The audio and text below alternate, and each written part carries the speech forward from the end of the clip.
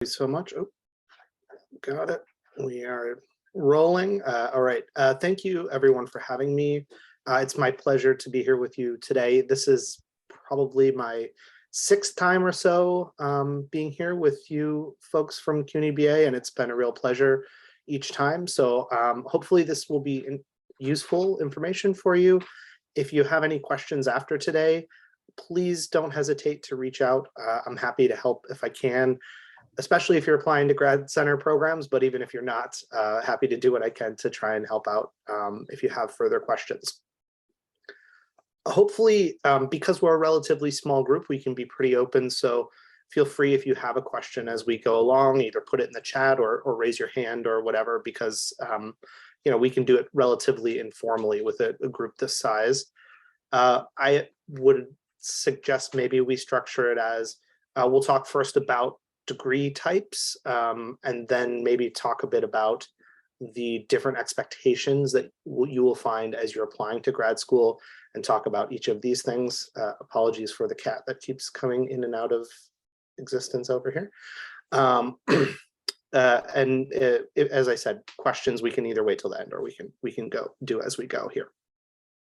I would note that there are a ton of different types of graduate degrees that you can get, but today we're mostly going to be talking about masters and PhDs rather than something like a JD, which is a law degree, or an MD, which is a medical degree, or something like an MBA, which is a business specific type master's degree. There are a couple other specifically set up for particular professions master's degree, which some of the stuff will overlap from this the master's programs we're going to talk about, but maybe not exactly. So I want to give that as a caveat at the beginning, because some of the things that we're going to talk about, like dates as you should be thinking about doing things, are going to be a little bit different depending on the type of degree that you are looking at. So for example, the dates I'm going to be giving will be for PhD and sort of MA or MS type degrees. For admission will be very different if you're applying to, say, medical school, where frankly, if you are a senior right now, would have already had your application turned in if you were applying for medical school. So I will say that as a caveat, though I will do my best to answer any questions if folks have about those, though it is not necessarily my specialty. Okay, so first, what's a PhD? A PhD is the highest degree that you can achieve. It is what we call a terminal degree. And it is in most academic disciplines, even though it's called a doctorate of philosophy. That's what PhD is standing for. It's not just for philosophy. Any academic program pretty much will have a PhD.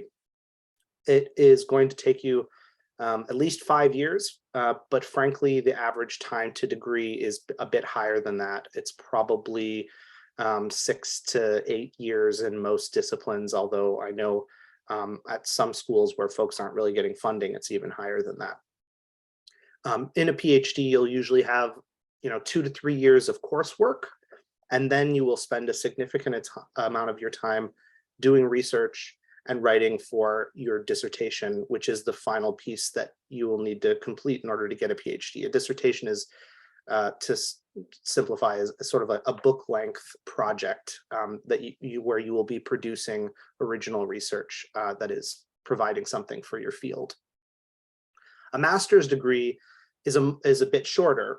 It's 30 credits instead of 6. Most PhD credits. Most PhD programs are 60 credits. Most master's programs are 30 credits. And also, rather than having a dissertation as the final requirement, a master's will have a thesis or a capstone project, both of which will still require research and writing on your part, but not to the extent that a dissertation will. So a master's degree is usually going to be quite a bit shorter, anywhere from around, if you're super fast, maybe a year and a half, but usually more like 2 years to 4 years, depending on the pace that you are going at. There are other types of master's degrees, as I mentioned. The only other one that I think we'll talk about briefly is an MPhil, mostly because for those of you who are thinking about getting a PhD, you will actually be able to get a master's along the way, which is an MPhil. It's a research-based master's degree, and you usually get that rather than having to produce a thesis by getting to a certain point in a program where you've taken enough courses, passed some comprehensive exams, and oftentimes you'll be able to use a research paper in one of your courses in order to have that count towards your MPhil. So the real question is, like, why would I pick one of these over the other? And the real reason comes down to career choice. What sort of job are you looking for? Many, though I will say increasingly not all, but many folks who are going to get a PhD have in their minds that they would like to teach or do research, or both, usually at a university. So many of your faculty members will have PhDs, and to get a tenure track, in other words, a full-time, long-term job at a university, they will generally need to have a PhD in order to make that happen. Master's degrees are a bit more flexible. Now, you might not get that professor job, but they are useful in a whole host of other areas. They tend to be degrees that, if they're not specialized, help you in areas like government, nonprofit, but also in research, the research sectors as well. We see many people with, for example, master's degrees in sciences that work in research areas. We see folks with MA degrees working in the nonprofit communications or government sectors. So they are pretty flexible, even if you don't get a specialized master's like, say, an MBA or something along those lines. You can, and I want to say this right up front, you can, in most cases, if you're not sure of which degree to go to, but you're leaning towards a PhD, you can apply directly to a PhD program. You do not need to get a master's first in most subjects. There are a few where they will ask you to get a master's first. One that comes off the top of my head is the PhD program in social welfare, which will want you to have a master's in social work or a related field before you could apply to that program. But most academic programs, you could choose to go directly into a PhD. And I think that's important to mention because, one, people have in their heads, you know, I need to do this step by step, get a master's first, get a PhD. No, if you know that a PhD is what you want, or you're leaning towards that, you can go directly to a PhD. That's incredibly important as well because of funding. PhD programs, you are much more likely to get a funding package, particularly a full funding package, than you are for a master's program. That doesn't mean you should go get a PhD if it's not right for what you want to do, but it is an important consideration when you're thinking about schools and what's going to be the right school for you.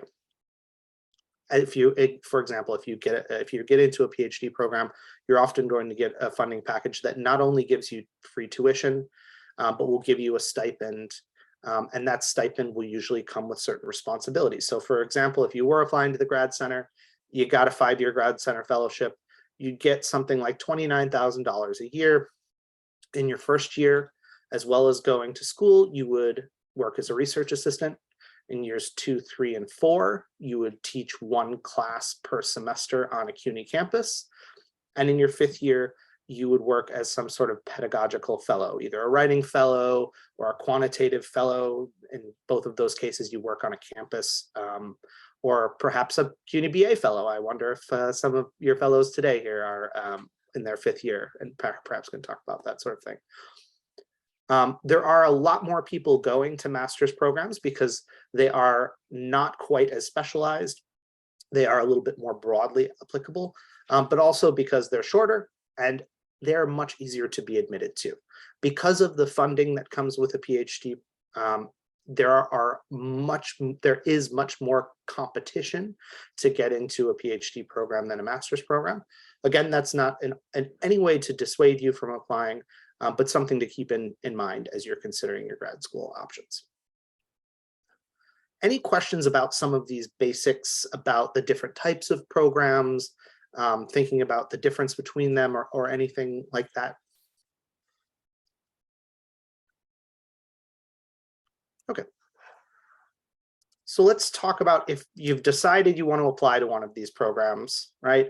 What is it that you need to start getting together as you consider making sure that you have the strongest application possible to put forward for the application committee? First, remember, for grad school, your application is going to be reviewed not by people in an admissions office. Even though I'm from the Office of Admissions at the Grad Center, I don't actually do anything to review the application. Faculty in the program that you apply to, and students as well in many cases, are going to be the ones who review your application. And you will see why that's important as we talk through some of these items that you're going to want to get together as you're getting your application. Briefly, I want to address, we have a question in the chat. Would it be better to employed before grad school for the possibility of the employer covering some of the burden? It's a great question, but again, not every employer is going to help you, cover that degree. And if they do, you should also just make sure, just for your own awareness, if there are any strings attached to that. For example, I had a friend that did get part of their degree paid for a couple of years ago. They ended up hating the job, but they couldn't leave the job because if they did, they would have had to pay back all of the money that they got towards going to that degree. Again, not saying you shouldn't do it, but keep that in mind as you make those decisions. I would also note that most PhD programs will want you to be a student who can take a full-time course load. So if you have a particularly rigorous day job, I would say in most cases, PhD programs are hard to do if you have a full-time job. I don't want to say impossible, particularly there are some subjects. For example, I think of our urban education program, which is essentially designed for working teachers to go to. There are some programs where they will make sure that all of the classes will be in the evening. They will only give you funding packages that allow you to go to school. They won't require more work out of you and that sort of thing. But in many cases, PhD programs will want your main focus to be on the PhD. For master's programs, definitely easy to do with a full-time job. In fact, many of them are the opposite and are designed for folks to be able to do them while doing a full-time job. Anyway, if you are working right now full-time, it doesn't mean you necessarily can't get into a PhD program or can't do a PhD, but you should be one, thinking about how flexible is my job. Am I realistically going to still be able to take a full course load while doing a full-time job? And two, is it going to limit the number of programs that I apply to? Because some programs will really tell me they expect my focus to be on the PhD program and not on work. Thank you for asking that, Maybell. I think that's a very good question. Okay, so on to the application materials. The first thing I want to talk about, and Nick was nice enough to drop this PhD into the chat for you. It has sort of a layout of the sort of things we're going to talk about right now in terms of application materials. The first one is an applicant statement or a statement of purpose. This is super important. This is where you are going to tell a program, what do you want to do? And why do you want to do it at that school? You can put a lot into it, but those are the two things that you have to make sure are a part of your statement. Because programs are looking really closely at academic fit when they are looking at applications, right? They want to make sure if you say you want to study X, that there are going to be faculty who teach courses in X, faculty who are going to be able to help you as they advise you on your dissertation about that subject, that you're going to be able to get the research done that you need in order to finish that degree and get out. If you say you want to study something and the program that you're applying to doesn't have very many people that work in that area, isn't going to offer classes in that area, you might be a phenomenal student, but it wouldn't really make sense for you or for the program for them to admit you, because you're not going to have the support that you need in order to succeed in that particular program. So being able to articulate what it is that you want to do in terms of the research and your area of specialization, being able to articulate that, and why you want to do it at this particular school is incredibly important. So you're going to talk about things like, I'm really excited to work with this faculty member because I've read a bunch of their research, or there's a great reputation for this particular program, and I'm really excited to be able to do it. You want to find those ways where you can make the connection between what you want to do and the program and the school that you're applying to, so that you can show that program that you're a good match. It's also a place where you can talk about things like all the great work you've done, if you've written papers that have been published already, gone to conferences and that sort of thing. All of those can be part of it as well. But the most important thing is to think about trying to show the program that you're a good match for that particular area. And again, this is where I think it is very important to remember that it's not admissions offices making the decisions. It is the faculty and students in those programs that make the decisions. So they're going to read it with an eye towards, who are we? What sort of work do we do here? Is this person going to be a good match for us, right? You can have a 4.0 grade point average, amazing GRE scores, all the rest of your stuff can be great. But if you say that you want to study something that nobody else there studies, it just might not work out because they're not going to be able to help you finish that degree and get the job that you want.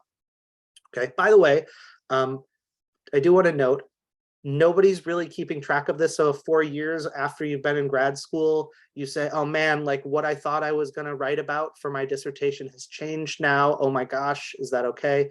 Yeah, I mean, nobody is holding you to that first thing that you wrote in that applicant statement as the ironclad research project that you are going to do when you are finishing up. However, it is helpful for them to think about that. You've looked at the program, you've thought about what you want to do, you've thought about what the program's like, and that you're a good fit. Okay. My best piece of advice for things to avoid is don't just make the entire thing a personal narrative. I think that's very tempting. But I'll give you my favorite example. I've shared this many times, so forgive me if some of you are in this room and have heard it before, but a very memorable applicant statement that I read one time was from a biology applicant. They wrote incredibly poetically about the moment in their life that they knew they were going to be a biologist. And it was so vivid. They were taking a walk in the woods with, I think, their uncle. The smell of the wind in the trees and the fluttering and the light streaming down and the chirping of the birds and everything. They were like, wow, nature is so cool. I have to figure out how it all works. And I knew at that moment I was going to be a biologist. And I was like, they wrote it so beautifully. I still am remembering it to this day, right? But they didn't tell us what type of biology they wanted to study. And there are a number of different subfields with a number of different specialties even within the subfield. They didn't tell us why this program was the right one for them. So even though it was like really moving, I left reading this essay thinking, wow, like beautiful prose, but I'm not quite sure where the fit is here because I didn't really. So it's totally fine to incorporate some of your personal background, anecdotes, and that sort of thing into it, but make sure that you incorporate them into your statement in service of what you know you need to accomplish in that statement, okay? I would say, generally speaking, this is not going to be a long essay. Programs are looking at about 1,000 words. If it's a little bit more, a little bit less, nobody's going to be counting, but they really don't want 5 pages or so for this. This is a bit shorter of a piece. And by the way, almost everything that you apply for, PhD or master's, all programs are going to ask for a statement like this. Questions on the statement before we move to the next? Okay. Next up is we're going to talk about a writing sample. This is pretty straightforward. I would really suggest picking a writing sample as close as possible to the area that you want to do your degree in. If you're applying to political science and you have a paper from political science, great. Even better if you know the subfield that you want to apply to in political science is American politics, and you have an American politics paper that you can give, right? Why? Because again, it's helping the folks on the other side of the application that are reading this picture you as a student in some of their classes. Is the sort of work that you're going to do, and how it's going to fit in with the program itself. If you really are totally switching gears to a totally new subject when you apply to grad school, which is tricky sometimes, but not impossible, try and pick a paper that is as close as possible to the area that you want to go to. And honestly, if you have time, you might just want to write a new paper that is more directly related to the topic and to the department that you're applying to. Writing samples don't always have a length. So if there's no length, I would say still be a little bit conscious. You don't want people to, if you give them a 100-page undergraduate thesis, they may get irritated with you. So in that case, something like, take the intro and the conclusion of the thesis and then put a little note at the beginning that says, I'm giving you the beginning and end chapters of my thesis. I'm happy to provide the entire thing. If you are interested, here's my email address. And if they want more, they can get it for you. But if they do give a page limit, try and pay attention to that. If it's a 15-page limit and with your sources, it goes over to 16 pages, probably nobody's going to be that frustrated with you. But if it's a 15-page limit and you give them 25 pages, you don't want to be in a situation where the people who are making the decision on your admittance or not are like, oh, they couldn't follow the directions that we gave, sort of a situation. Okay. I would say most PhD programs require a writing sample. Many masters, especially MA programs, require a writing sample. But it's not going to be a universal requirement for PhD and master's programs. It will depend a bit on your field. Questions about writing sample? A little bit more straightforward one. Okay. Next, letters of recommendation. We're talking mostly about academic programs here. And so in almost every case, an academic letter of recommendation is going to be preferred. And what I mean by that is a letter from a faculty member who has either had you in class or worked with you directly on a research project, or both in some cases. Okay. Professional references are not going to be as useful in an application to an academic program. So I would suggest very much, if you can get a professor to write those letters for you, that is the ideal scenario. What this means is, if you have had faculty who you've been close with, who you've done well in their class, stay in contact with them if you think that you will be applying to graduate school. Because you may need to go back to that person that you had a class with a year ago and say, I loved your class, I feel like I did pretty well in it. Would you be willing to write a letter for me? So stay in contact with the faculty who you like, and you've done well with, because those are the sort of folks that you are going to need to think about for letters of recommendation. It's also something that I would highly recommend that you ask for months in advance, not weeks in advance, months in advance.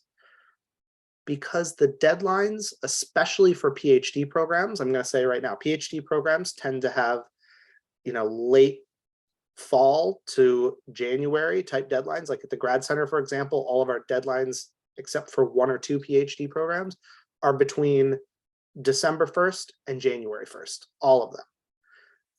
Well, guess what that means? If you ask somebody in November for a letter, it's the middle of the semester for them. They're doing their own grading, they're teaching other classes, etc. So rather than coming to them at the last minute where they need to throw something together in the middle of the semester, give them a couple months advance so that they have time to get that letter together for you. They're not, really struggling timing wise in order to make it happen. But also, you want to think about telling them ahead of time what schools they should be expecting to write letters for. Because here's something that I should have made more explicit in the statement of purpose part that I will make explicit right now. Each school is a little bit different, right? So you want them to make sure that they change the letter so that it's addressed to the appropriate school. In your applicant statement, and I should have said this earlier, you want to do more than just make sure that you change the name, like Dear Admissions Committee at the Graduate Center to Dear Admissions Committee at Columbia. You want to tailor that letter to each school that you apply to. So the letter that you send to the grad center, the statement of purpose that you send to the grad center should have some real changes to it, particularly in the why this school, why this program part. It should have some real significant changes to it for each school that you apply to. The letter writers might not need to have that much that they need to change for your letters of recommendation, but you do still want to tell them, all right, I'm going to be applying to 6 schools. These are the schools they're going to be, so that they can not only get the letter itself ready, but they can get different copies of the letter ready as part of their process. You should also let them know, are they going to be asked to upload the letter digitally, which I would say most schools now are asking faculty to upload their letters, or do they need to send a hard copy to someplace? Because again, you need to make sure they have enough time to mail it someplace if they are going to need this. Most schools are going to ask for 2 or 3 letters for a PhD or master's program. Okay. But anyway, start early. And my second piece of advice on this, if possible, ask someone in person or at the very least over Zoom, somewhere where you can see them and get some visual cues. If somebody seems to hesitate or they look a little bit awkward when you say, will you write this letter for me? It may be worthwhile to say, hey, look, I know you're busy. It's no problem. I'll ask somebody else. Because you really want to make sure that you get somebody that's going to write an enthusiastic letter of recommendation for you and not just turn in a sort of standard, I had Gerry in this class, he got an A, I'm sure he'll do fine in your school. You want somebody who knows you, who's going to be able to write a letter that shows that they know you and shows that they know enough about you and enough about the work that you want to do that they're actually giving a recommendation that means quite a bit here. Okay, if they seem uncomfortable, it's okay. You go and you ask the next person on your list. Okay. Questions about the letters section?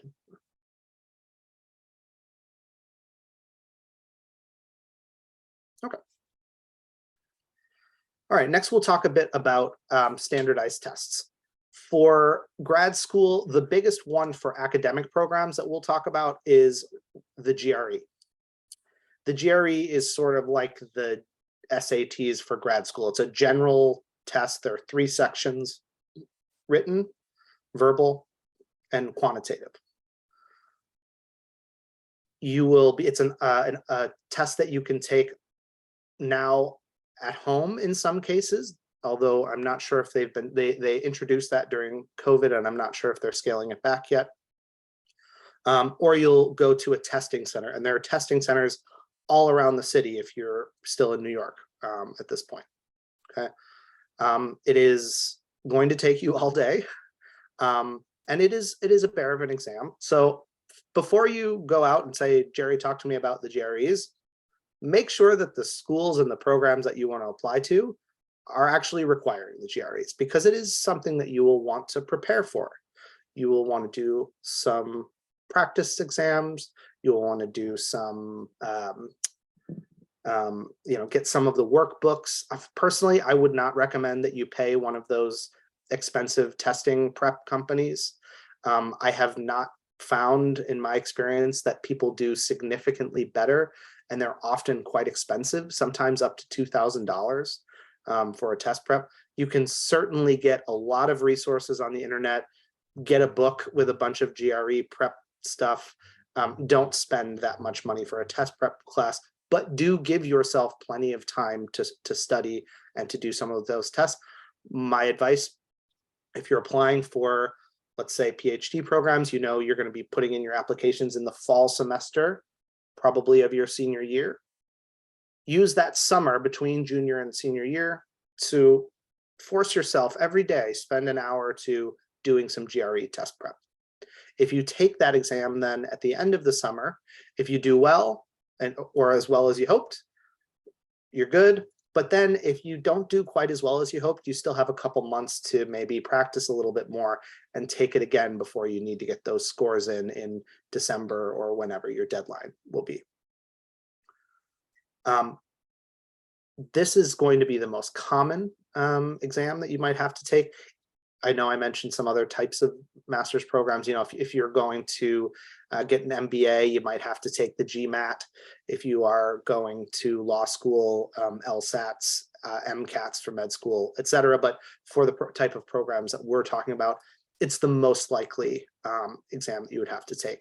But again, a lot of schools are getting rid of it, which is excellent as far as I'm concerned. I have a lot of well, another subject, not a huge fan of standardized tests. But that is the one that you're most likely to need to take. Master's programs are less likely to require it than PhD, but still might require it. So do pay attention to that. Questions about standardized tests? Everyone here is a CUNY BA person, so since you'll be graduating from a US university, there's another test that I often talk about, which is TOEFL or IELTS. It's an English language test that international students have to take, but anyone that has a degree from the US will be exempt from that, even if you are an international student. If you have a US degree, you'll be exempt. Okay, next, transcripts. Another one that's relatively straightforward, but schools are going to want copies of transcripts. And when we say transcripts, we mean transcripts from each college or university that you have attended, not just your final bachelor's transcript. So if you went to a 2-year school before a 4-year school, or you went to several schools before the school that you graduated from, we will ask for each college. And I know that's seems odd because you're saying, Gerry, it's the one at the end that has all my credits and everything, but there's 2 reasons. One, sometimes the final degree granting institution doesn't include the grades. They just show that you had transfer credits from other schools. And obviously you can see why perhaps folks that are reviewing the application want to see grades as well as just credits. But second of all, if you had an issue like, let's say you were caught cheating at your first school, that might not transfer to your second school either. And it's, again, something where I'm sure this is not relevant to those of you in here, but I'm explaining why we ask for all the transcripts. So we ask for each transcript because then we can see faithfully recorded everything about your academic career, whereas that might not be the case if they just get the final transcript of yours.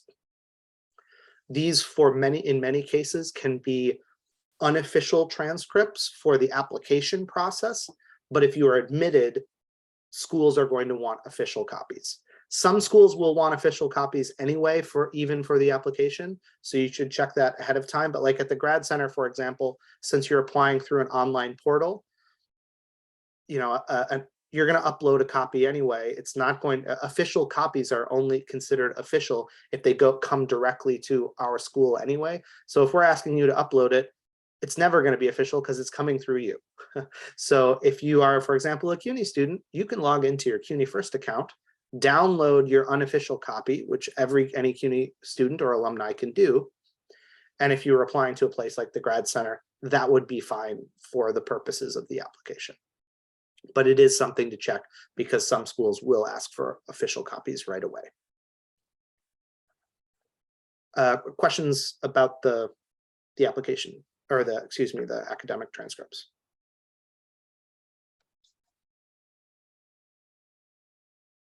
A lot of questions. Okay, I tell you what, if you got a lot of questions, Andrea, I'll save them to the end, and then I'll just have you unmute and I'll take some notes, and we'll get a bunch of them in at once. How does that sound?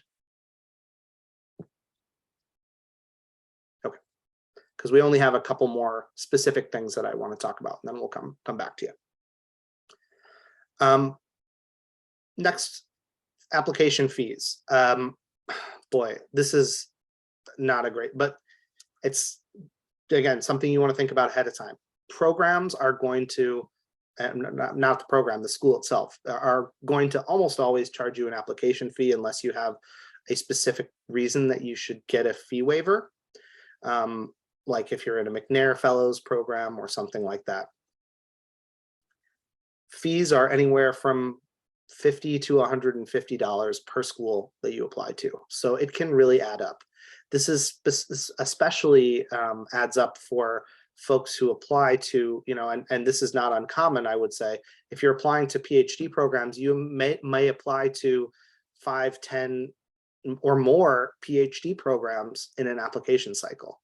So start, unfortunately, saving up for your application fees early on, because it is going to add up if you are looking at applying to multiple schools. I will say one of the things I am personally most proud of in the many years I've been working in the admissions office now is CUNY, which is great in terms of its tuition, used to have one of the highest application fees for graduate students. I'm co-chair of the Graduate Admissions Council for the university-wide Graduate Admissions Council. And we pushed on this about 5 or so years ago, and we actually brought it down to $75, which is not the lowest, but on the lower end of what application fees are, which I think is really important because we are a school that values access and access to quality education. But there will be some really high fees that you have to pay. So do think about saving up for that now, or well in advance, so that you don't at the last minute have a ton of stuff that you have to pay out of pocket.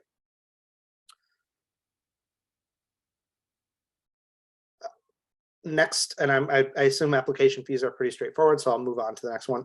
Resume or CV. Even if it's not required, many applications will have a spot for you to upload an optional resume or CV. If you have one, I don't think it hurts to provide one, but do pay attention. Some programs will specifically ask for one. And in that case, make sure to give it. They want to see what you've been doing, not just in your academic life, if it's a resume that they're asking for, or if it is in your academic life in terms of a CV, they want to see what kind of conferences you've gone to, papers you've written, et cetera, et cetera. For those who are not clear, resumes and CVs, a CV is an academic version of a resume that includes not just jobs, but things like research, published papers, conferences, etc. The resume is probably the one that most of you in this room are a little bit more familiar with. Not going to be required everywhere, so just pay attention to whether or not that is a requirement. But again, often it will be an optional thing, and if you have one ready to go, I don't think it hurts at all to consider uploading. And then finally, diversity statement. This is starting to increase a little bit. It's usually an optional statement where you can write a little bit about what you bring different to the particular program that you are applying to. And they mean that not just in, when it's called a diversity statement, but they don't just necessarily mean that in terms of racial background, but in all senses of the word. So it does give you an opportunity to talk about your own personal background and how it might fit in with the goals of the school or the particular program that you're applying to. It's almost always optional, so don't feel obligated if that's the case to provide that. But I do want to mention it. It's still not incredibly widely used, but it is increasingly. So I think it's something that you should have at least in the back of your mind, so that if you are asked to provide one, it's not totally foreign to you what that would look like. Okay, I do want to talk a little bit about the amazing checklist that your fellows put into this PDF that we can chat about in a minute. But why don't we take a moment, Andrea, why don't you feel free to unmute and ask a few questions.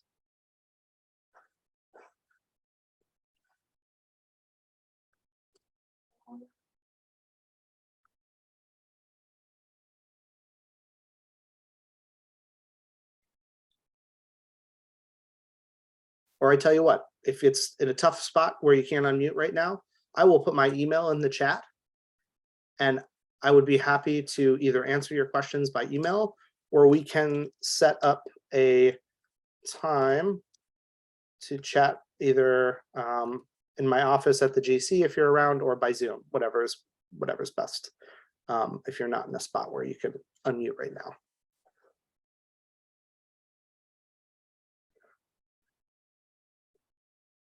Okay, I'm going to assume the latter. Okay, so finally, I want to then talk a bit about this cool checklist that you've been given.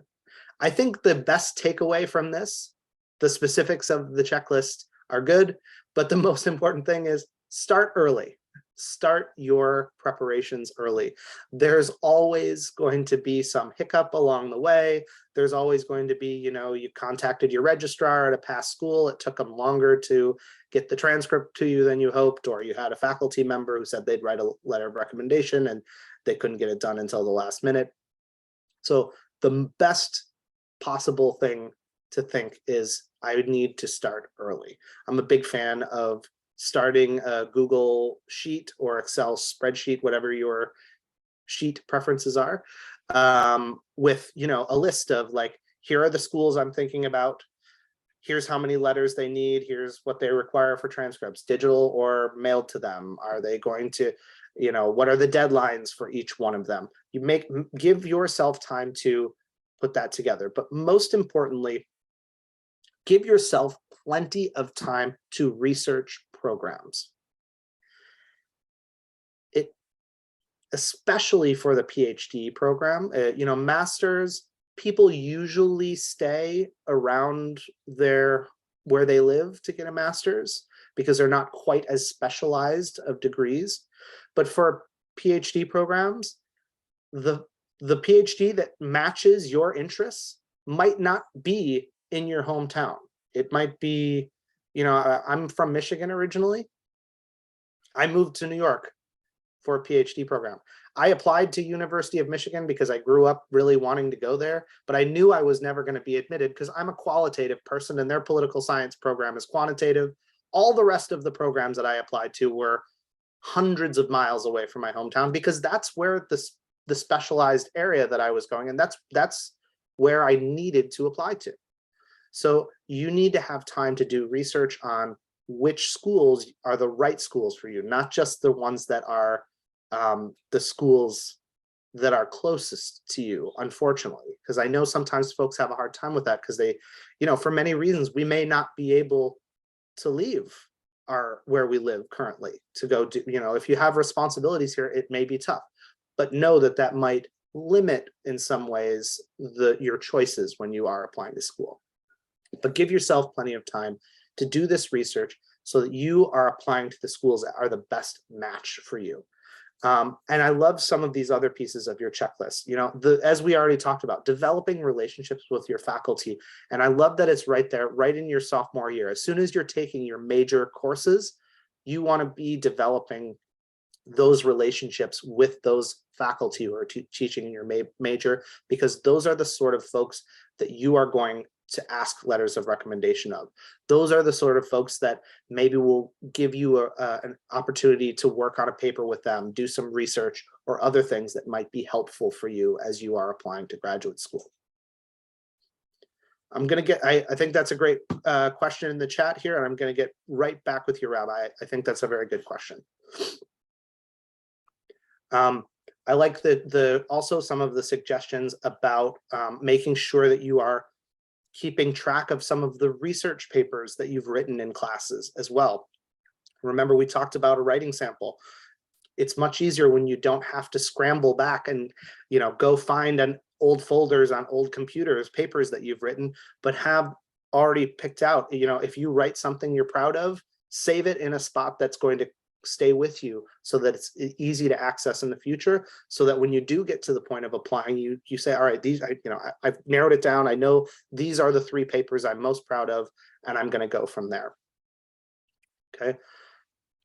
But the faculty part is the most important, not only for those letters of recommendation, but for the research itself of what programs you should apply for. your professors are experts in their field. They are the very first point of contact when you are saying, I want to go to grad school. This is what I want to study.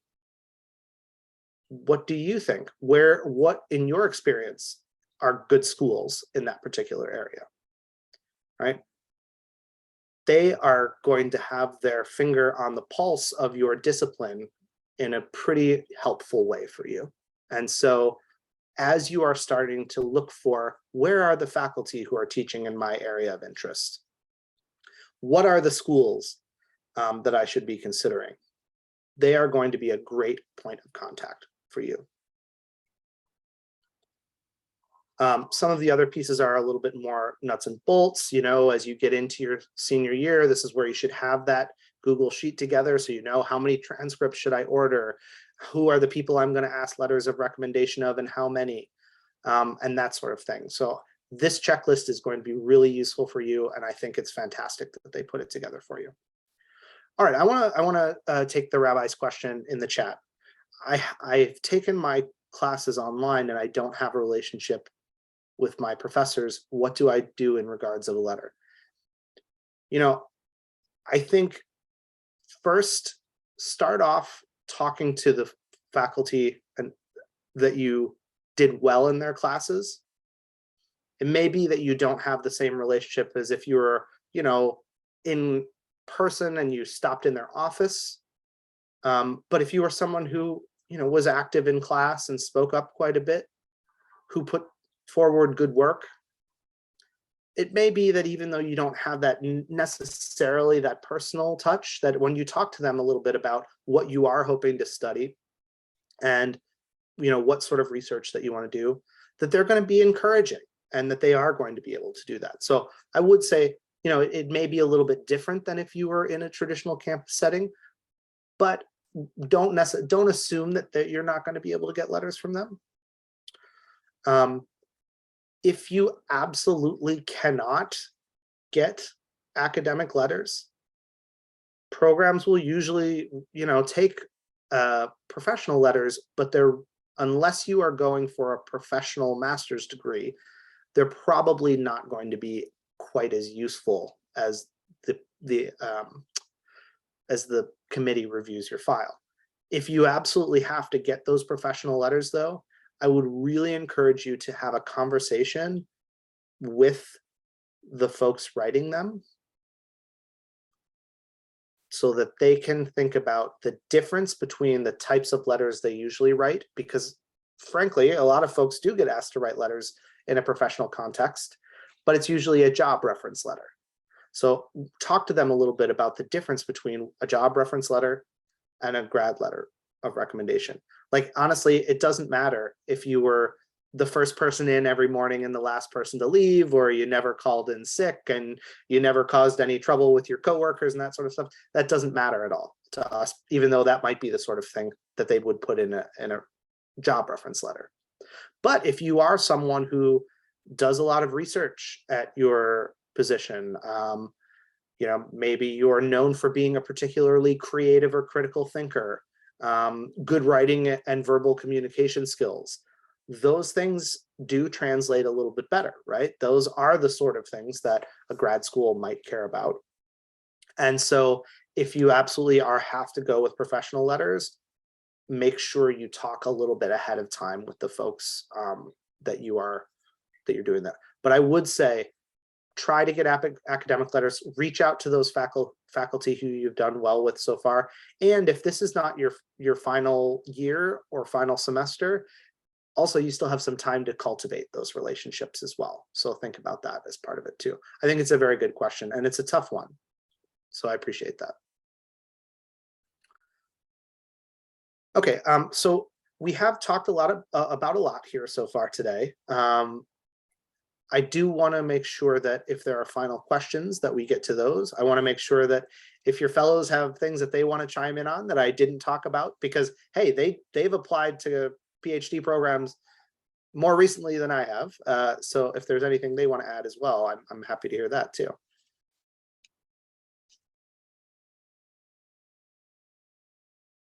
Yeah, I mean, I think I would just add you know, if it to the last question, right? As someone who does teach, if I had a student that I hadn't interacted with over the semester, I would certainly be open to hearing from them and like hearing a case be made as to why they're applying to a graduate program, and you know, why they think I would be a good person to write the recommendation. Um, so even if you don't already have a relationship with a professor from whom you took a class, you can still reach out to them, and chances are that they'll be open to supporting you.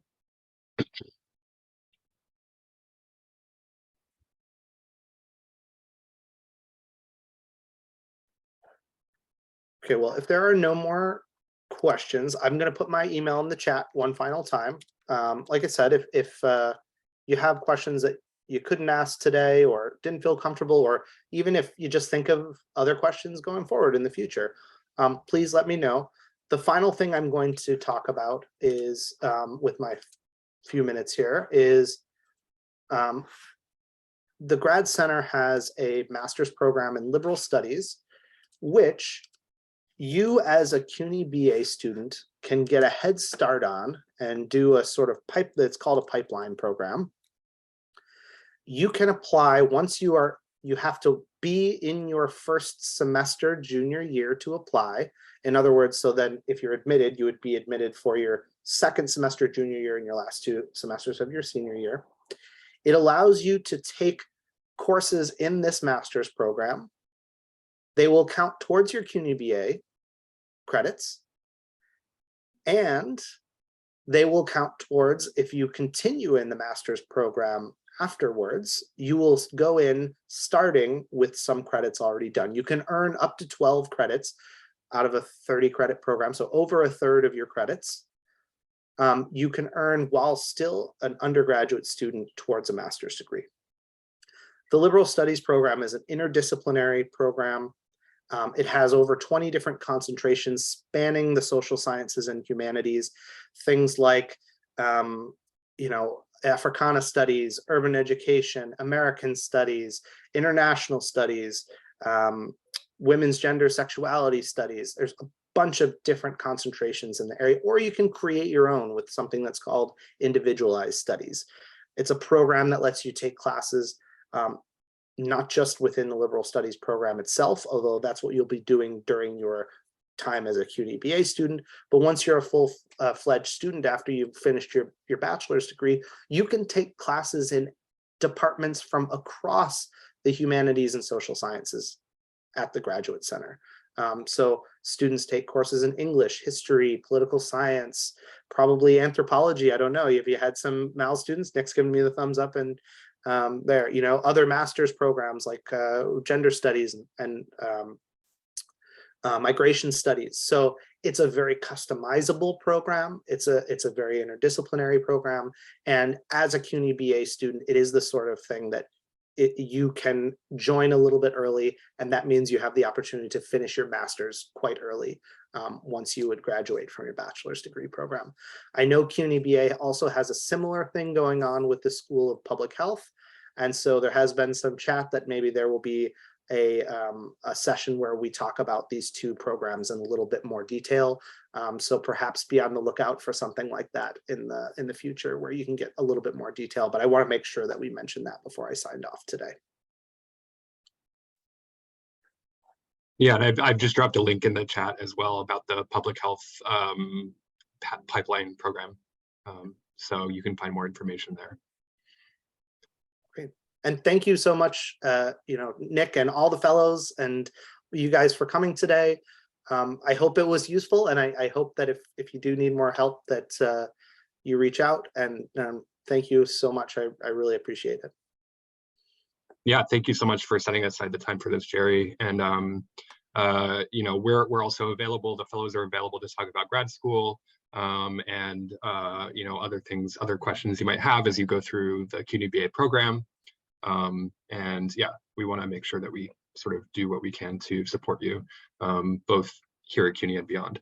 I just have a link here to a survey that I would be grateful if you know, those of you who are in attendance could complete, just about the workshop, so we can yeah, make sure we're meeting your needs.